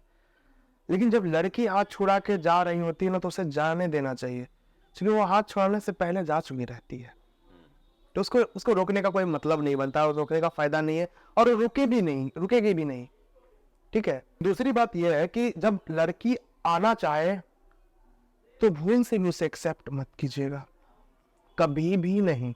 इस केस के बाद, दिल टूटने के बाद, बिल्कुल, अगर वो वापस आना चाहे तो आप खिड़की दरवाजे दोनों बंद कर दें।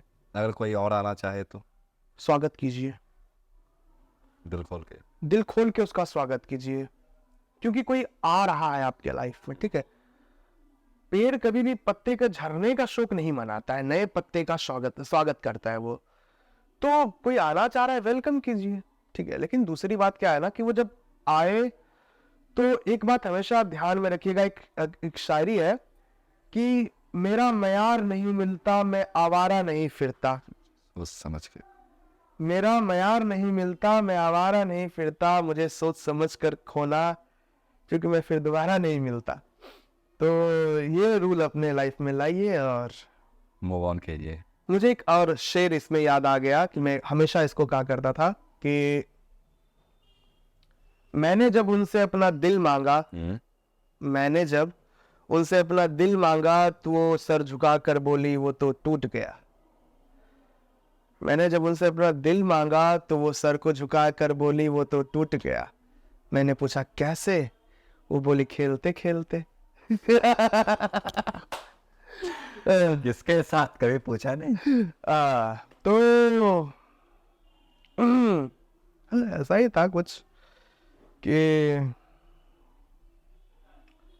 आज के लोगों में वफा ढूंढते हो, आज के लोगों में वफा ढूंढते हो, बड़े नादान और जहर की शीशी में दवा ढूंढते हो। तो बस इस चीज को समझिए और इस चीज से दूर रहिए। अच्छा, फेवरेट सिंगर कौन है आपका? मेरे बहुत सारे फेवरेट सिंगर हैं।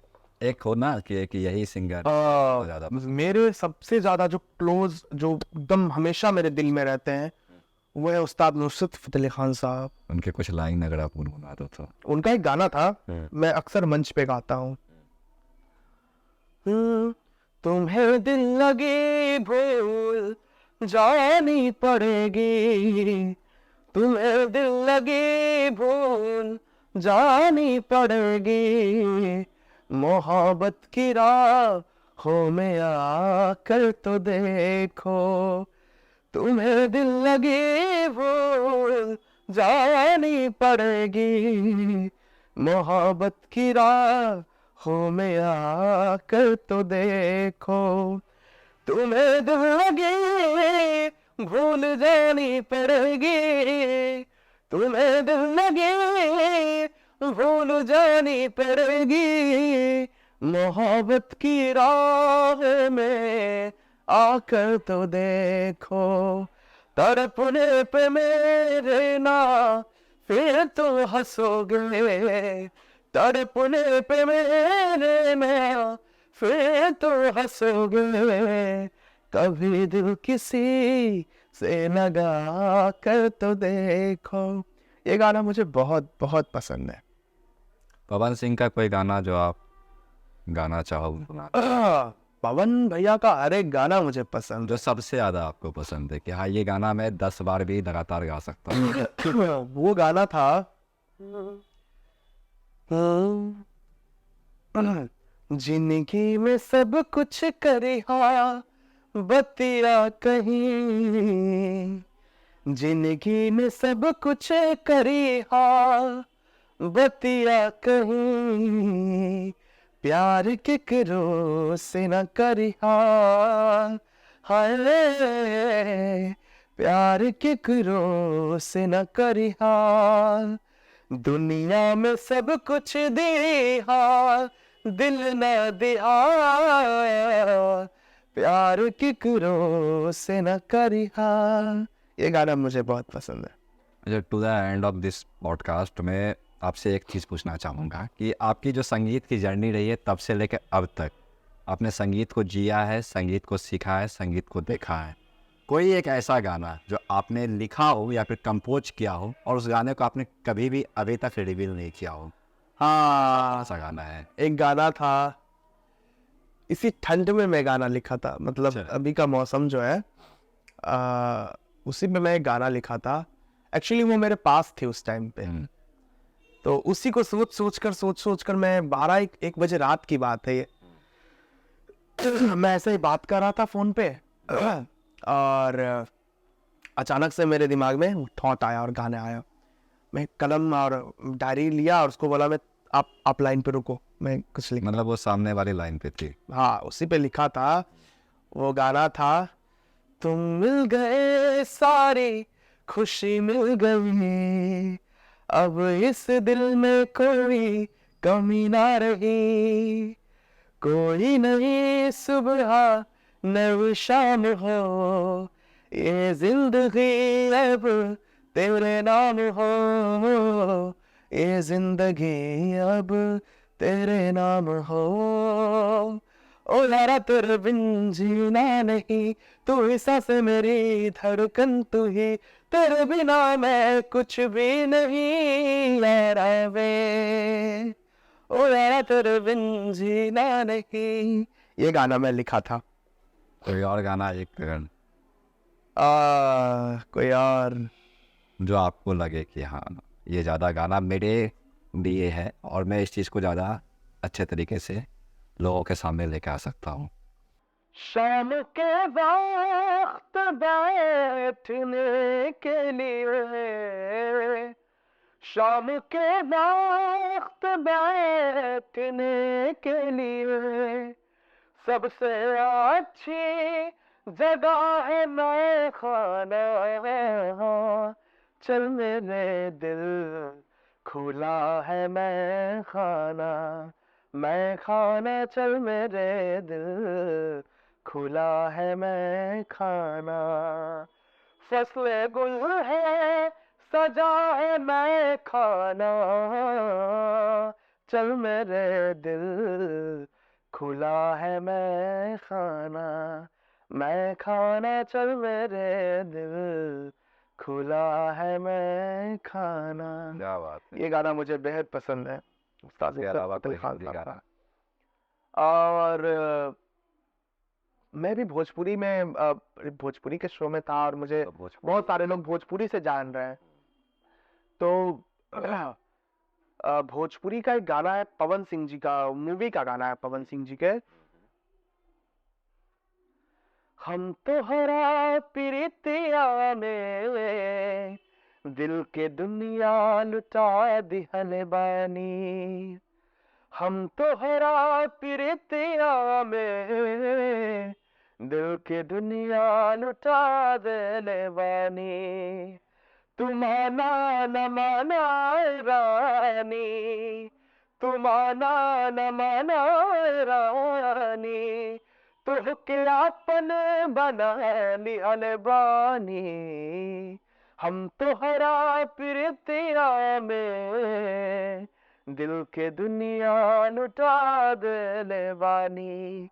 ये गाना मैं गाया था, और बहुत पवन भैया का बहुत प्यार मिला इस गाने पे। इसी गाने के बाद कॉम्प्लीमेंट मिला था क्या आपको? नहीं, वो गाना था जो मैं पुराना ओल्ड इज गोल्ड में सुनाया था। हंसी हंसी पनवा खिलौन बेईमनवा कि अपना बसर परदेस। कोरीर चुनरिया में दगिया लगाए गईले, मारी रे कर जवाब ठेस। इस गाने पे कॉम्प्लीमेंट मिला था भैया का वो। किशन जी, कोई एक ऐसा गाना जो आपको सबसे ज़्यादा पसंद हो या फिर आप सुनाना चाहें? बिल्कुल बिल्कुल, मुझे एक गाना बेहद पसंद है। और मैं कैजुअली ऐसे बैठा था, और माइक पे कैसे होम थिएटर पे, मतलब और भी म्यूजिशियंस थे, प्रैक्टिस में बैठा था और मैं गा रहा था, और मेरे एक फ्रेंड ने बगल में शूट कर लिया था उस गाने को। और मुझे विश्वास नहीं था कि वो गाना ऐसा कुछ करेगा कमाल। वो गाना बांग्लादेश में बहुत ज़्यादा वायरल हो गया। अच्छा। बहुत सारे लोगों, बहुत सारा SMS आने लगा मुझे बांग्लादेश से, मैसेज पे मैसेज, मैसेज पे मैसेज। जिसने डाला उसे लगभग सब पे 2 मिलियन, 3 मिलियन, 4 मिलियन सब पे व्यूज गए। रातों रात मुझे बहुत फोन आए थे, तो अच्छा लगा। वो गाना था, हो मेरे मन ये बता दे तो किस ओर चला है तो, क्या पाया नहीं तूने, क्या ढूंढ रहा है तू, जो है कही जो है सुनी, वो बात क्या है बता। मितवा कह धड़कने तुमसे क्या, मितवा ये खुद से तो ना तू छुपा, मेरे मन ये बता दे तो किस ओर चला है तू। आप आज भी इसको गाने को फेसबुक पे देखिए तो अभी भी मिलियंस में व्यूज हैं। तो बहुत अच्छा लगा मुझे ये गाना। किशन जी, कभी कभी होता है कि इंसान पर्सनल और प्रोफेशनल लाइफ पे इतना टूट चुका होता है कि उसे कुछ समझ में नहीं आता कि अब इसके आगे क्या होता है ना, कि सब कुछ छोड़ छाड़ के कहीं जाने को जी चाहता है, या फिर एक अलग ही दुनिया में अपने आप को वो इंसान लेके चला जाता है, तो उससे कैसे निकला जाए? मेरे पॉइंट ऑफ व्यू से मैं बताऊं तो कई बार ऐसा मेरे साथ हुआ, जब ऐसा लगता है कि सब कुछ छोड़ छाड़ के सब कुछ छोड़ दो और कहीं दूर चला जाओ, किसी जंगल में चला जाऊं, और जंगल में जाके खुद को एकदम समर्पित कर दो जंगल को, और वहीं पे एक अलग मतलब क्या कहूँ, मेरा जब भी मन अशांत होता है ना, तो पहली बात तो ये है कि मेरे मन में भगवान बुद्ध आ जाते हैं। मैं हमेशा उनको सोचता रहता हूँ, जिसके कारण मुझे लगता है कि मुझे अकेलापन बहुत वो अच्छा लगता है, अकेलापन अच्छा लगता है। और कभी कभी सोचता हूँ कि जंगल भाग जाऊं, सबसे दूर हो जाऊं, मतलब कोई ना रहे आसपास, चिढ़ जाता हूँ कभी कभी। तो उस हिसाब से मैं कहूँ तो मेरा मन कभी कभी लगता है कि मैं कहीं दूर चला जाऊँ, जंगल जंगल उंगल भाग जाऊँ, हिमालय में चला जाऊँ, ऐसा कुछ अच्छा लगता है उसी सोच के। इस चीज से बाहर निकलने का सबसे इजीएस्ट वे क्या हो सकता है? मेडिटेशन, आप मेडिटेशन कीजिए और आपका मन शांत रहेगा। बिल्कुल। मुझे लगता है कि मेरे दिमाग में हमेशा ये चीज़ चलता रहता है कि मेडिटेशन जो है ना, आप किसी को एक मान लीजिए। बहुत सारे लोग भगवान शिव को मानते हैं, कृष्ण को मानते हैं। तो मैं जब ओम का रियाज करता हूँ तो मेरे दिमाग में शिव जी चलते रहते हैं, और जब मेरा मन अशांत हो जाता है तो मैं भगवान बुद्ध को देख लेता हूँ, तो मेरा मन बहुत शांत हो जाता है। क्योंकि यूथ में ये सबसे ज्यादा प्रॉब्लम देखने को कहीं ना कहीं मिलती है। अशांति की समस्या बहुत ज्यादा है यूथ में। गुस्सा जल्दी आ जाना, किसी पे बहुत जल्दी रिएक्ट कर देना, चिढ़ के रिएक्ट करना, ये कॉमन हो गया आज के युग में, आज के दौर में। तो इससे निकलने का एक ही तरीका है कि आप मेडिटेशन करें बस। जिसको आप मानते हैं उसको सामने देखें, माँ को देखने के बाद मन थोड़ा शांत हो जाता है, तो बस वही बात है। बिजी शेड्यूल में भी ऐसा होता है क्या कभी कभी? पूरा एकदम है।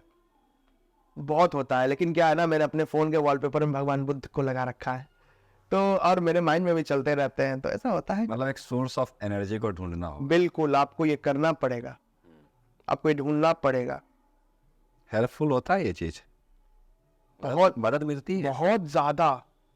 बहुत ज्यादा मदद मिलेगी आपको। किसी चीज से आप बोर हो गए तो 2 मिनट का ब्रेक ले सकते हैं। आई थिंक थोड़ी देर लाइफ को दे दीजिए अपना, कि भाई लाइफ तू अपने मन से हमको बहा दे, जहां लेके जाना है। अगर आप लाइफ को कंट्रोल करने लग जाइएगा तो फिर जिंदगी उथल पुथल मच जाएगा। ये क्या, के अनुसार एक ही मूल मंत्र है, just go with the flow. बस क्या होता है ना, मैं एक आपको सिंपल चीज में समझाता हूँ। एक एक वो है नदी, आप कह सकते हैं, जो लहर वो चलता है। अगर वो चल रहा है तो वो साफ है, बह रहा है। अगर वो रुक जाए तो वो गंदा हो जाएगा। आप अपने आप को रुकने मत दीजिए, सबसे बड़ी बात यह है, उसको बहाते रहिए। कहते हैं ना कि बंबई में, मैं जब नया नया बंबई गया था ना, तो एक बात मुझे किसी ने कहा था कि बेटा तुम्हारे हिसाब से बंबई नहीं चलेगा, ठीक है। बॉम्बे जैसे तुमको बाहर आए, तुम अगर बॉम्बे के साथ बह गए ना बेटा, तो बहुत ऊपर जाओगे, बहुत। बॉम्बे आपको बहा के कहाँ पहुंचा देगा, कोई नहीं जानता है, माया नगरी है वो। तो उसी की तरह आप अपने लाइफ को कंट्रोल मत कीजिए। लाइफ जैसे चल रहा है, सेम चीज यही अप्लाई होती है। बिल्कुल जैसे चल रहा है सब कुछ, आप समझिए भगवान कर रहे हैं। कठपुतली कहते हैं ना, तो वो नचा रहे हैं बस, आप तो जैसा कर रहे हैं वैसा कीजिए। अच्छा, इसी चीज से एक छोटा सा मैं एक पार्ट पूछना चाहता हूँ। क्या ये सच में होता है लाइफ में कि सब कुछ पहले से प्री डिसाइडेड होता है? होता है, मैं इस चीज को मानता हूँ। क्या है ना, कभी कभी मैं सोच लेता था कि ऐसा लगता था कि अब ये होने वाला है, और रियली में वो हो जाता था।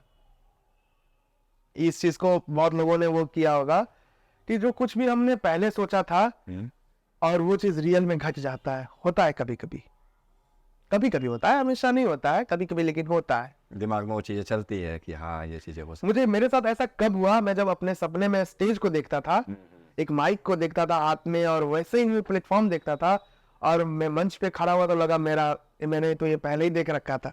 मतलब सब कॉन्शियस माइंड को आप बिल्कुल बिल्कुल कमांड कि ये चीजें मुझे लाइफ में चाहिए, और वो चीजें हो जाती हैं। बिल्कुल होती है। बस समझने भर की देरी है। हाँ, उस चीज को आपको महसूस करना पड़ेगा बस, और बस अपने काम पे फोकस कीजिए। मैं यही कहूंगा सबों से, जो जिस फील्ड में है आप उस पे फोकस कीजिए। म्यूजिक में है तो म्यूजिक के अलावा मुझे नहीं लगता कि आपको किसी और चीजें पे ध्यान देनी चाहिए। सिर्फ म्यूजिक पे ध्यान दीजिए, अपने रियाज पे ध्यान दीजिए, आपको वो बहुत आगे ले जाएगा, ना कि और सारी चीजें। और दूसरी बात यह है कि मेरे ऊपर बहुत सारे सवाल खड़े हुए थे कि गरीबी, अमीरी, ये वो, किशन है नहीं वो, लेकिन दिखा रहा है कि मैं बहुत गरीब। भाई आप मुझे मेरे संगीत से जानिए प्लीज।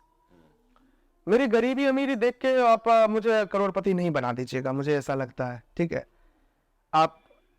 आप मेरी आवाज को सुन रहे हैं, मुझे प्यार दे रहे हैं, मेरे लिए उतना काफी है। तो मैं कभी गरीबी मेरी किया भी नहीं हूँ ऐसा, और ऐसा कुछ भी नहीं है। तो बस मेरी आवाज़ को सुनिए और उससे प्यार दीजिए। अभी एक सबसे बड़ा जो एडवांटेज आप देना चाहोगे फैमिली को अपनी तरफ से वो क्या दोगे, या फिर एक बड़ा गिफ्ट हो सकता है ना किशन की तरफ से अपने परिवार को? बहुत कुछ सोचा हूँ मैं, हालांकि जो मैं सोचा हूँ वो मैं करके दिखाऊंगा, ठीक है। तो अभी थोड़ा टाइम है, एक बहुत बड़ा सरप्राइज है जो कि मैं बोल के नहीं करूंगा अपने मम्मी पापा को कि मैं ये कर रहा हूँ, लेकिन उनके लिए बहुत बड़ा सरप्राइज सारी रहेगा। दुनिया देखेगी। बिल्कुल देखेगी। एक बात शायद आप सबको याद हो, मैं एक बात कहा था कि ताजमहल की बात किया था मैंने, तो कहीं ना कहीं कुछ अच्छा होगा। कुछ चल रहा है दिमाग में। बिल्कुल। आई होप आप उसमें बहुत जल्दी सक्सेस हासिल कर लें। शुक्रिया। और किशन, मैं एक अंतिम गाना जो आपसे सुनना चाहूँगा, अभी आपने वो दहेज पे जो गाना गाया था, अगर उसके कुछ लाइन आप गुनगुना दो। Oh my God. लड़का के बाबूजी ने गड़िया मांग सिकरियो मांग गे बाहिनी। लड़का के बाबूजी ने गड़िया मांग सिकरियो मांग गे बहिनी। सुनी सुनी दहेजबो के नमवा कर जाबो फट गे बाहिनी। सुनी सुनी दहेजबो के नमवा कर जाबो कप गे बाहिनी। लड़की के बाबूजी गैया बेच जमीना मोर बेच गे बहिनी। लड़की के बाबूजी गैया बेच जमीना मोर बेच गे बहिनी। तब ने दहेज बाजे पूरले कर जाबो फट गे बहिनी। ये गाना मेरे लाइफ से जुड़ा हुआ ये गाना है कि एक लड़के के पिता का क्या क्या डिमांड हो सकता है आज के युग में। गाड़ी, चेन, सोना का, ये वो अंगूठी। और लड़की के पिताजी अपना जो गाय, भैंस, जमीन, घर गिरवी रखना, सोना, ये सब करके भी जब दहेज नहीं पुरता है और एक लड़की की शादी नहीं हो पाती है, वो चीज मुझे याद है। मेरी बहन की शादी हुई थी 2013 में, और मेरे पिताजी ने अपना गाय बेच दिया था। मैं खुशनसीब हूं कि मेरे जीजाजी ने मेरे से पैसा बिल्कुल नहीं लिए, दहेज नहीं लिए वो, क्योंकि उनका ऐसा सोच था कि दहेज लेके मैं बिकूंगा नहीं, दहेज लेके मैं बिकूंगा नहीं। तो क्या है कि वो जीजाजी तो मेरे बिल्कुल भी इस चीज के खिलाफ थे, उनका सोच मेरे जैसा ही है बिल्कुल। तो वो मेरे से दहेज नहीं लिए, और वो भी बहुत गरीब है, बहुत गरीब। लेकिन क्या होता है ना कि आप जब लड़की की शादी कर रहे हैं तो शादी के अलावे भी बहुत सारी चीजें हैं जिसमें आपके पैसे खर्च होते हैं। सही बात। उस खर्च को करने के लिए मेरे पिताजी ने कभी कर्ज नहीं लिए, कि मेरे बेटे पे कभी ऐसा ना हो कि कोई कर्जदार आके उसको बोले कि तुम्हारे पिताजी ने बहन की शादी में कर्ज लिया था। तो उसको देखते हुए मेरे पिताजी ने गाय बेच दिए थे कि मेरी बहन की शादी हो सके। गाय बेच के मेरी बहन की शादी हुई थी, और मैं बहुत रोया था क्योंकि एक ही गाय थी हमारे पास। मैं छोटा था, बच्चा था उस टाइम पे, तो आप समझ सकते हैं। तो ये गाना जब मुझे मिला तो मुझे लगा कि ये कहीं ना कहीं मेरी कहानी को दर्शा रहा है। दूसरी बात यह है कि इस गाने के प्रभाव इतना लोगों पे इम्पैक्ट पड़ा इसका। एक रियल स्टोरी है, मेरे दोस्त की कहानी है। अभी वो बिहार पुलिस में है और उसको दहेज में 10 लाख रुपए मिल रहे थे। और जब मेरा एपिसोड ये टीवी पे आया तो उसके पिताजी जब इसको देखे तो लड़की वाले को फोन करके बोले 1 रुपया नहीं चाहिए मुझे, मुझे दहेज नहीं चाहिए। इससे बड़ा कॉम्प्लीमेंट क्या हो सकता है आपके लिए? आप समझ नहीं सकते हैं कि मैं इस चीज को लेकर के कितना खुश हूं। तो यही है कि आप अपने संगीत से अपने समाज में क्या परिवर्तन ला सकते हैं या ला सकती हैं, ये दोनों के लिए। वेल, बहुत कुछ आपने बताया, बहुत कुछ आपसे सीखने को मुझे मिला। आज मैं लिटरली बोल सकता हूँ ये चीज़, और बहुत अच्छा लगा मुझे आपसे बात करके। और ऐसे ही आप बेगूसराय का, बिहार का नाम पूरे देश दुनिया में लेके जाइए। और जिस प्रकार से अभी आप ज़मीन से जुड़े हुए हैं, उसी प्रकार से ताउम्र अपने आप को याद रखिए, अपनी जड़ों को याद रखिए, बिल्कुल। और जो एक आपके अंदर प्योरिटी है उस चीज़ को कायम रखिए आप। ये मैं आपसे उम्मीद भी करता हूँ, एक दोस्त होने के नाते रिक्वेस्ट समझ लीजिए, जो भी बिल्कुल बिल्कुल, इसमें कहीं से कोई दोहराई नहीं है। उम्मीद करूंगा कि आपसे कोई भी मिले, बस अभी जो किशन है वही किशन है, ये उसके सामने। क्वेश्चन आपका है, हम्म, ये मेरा इस पे कोई जोर नहीं है। मेरा क्या है, मैं किस चीज मेरे पास मेरा क्या है, सबसे बड़ी बात यह है। ना मेरा दिया हुआ संगीत है, ना मेरा शरीर है, ना कुछ है। तो घमंड किस चीज का। माँ सरस्वती का आशीर्वाद आपके ऊपर बना है, बिल्कुल। और आप ऐसे ही देश समाज में अपना नाम, अपने परिवार का नाम, अपनी सोसाइटी का नाम, हम लोग का नाम, सबका नाम बहुत अच्छे से लेके जाइए। और उम्मीद करते हैं आने वाला समय सिर्फ आपका ही होगा। धन्यवाद आप सबों को। बहुत बहुत धन्यवाद के हमारे साथ जुड़ने के लिए। धन्यवाद।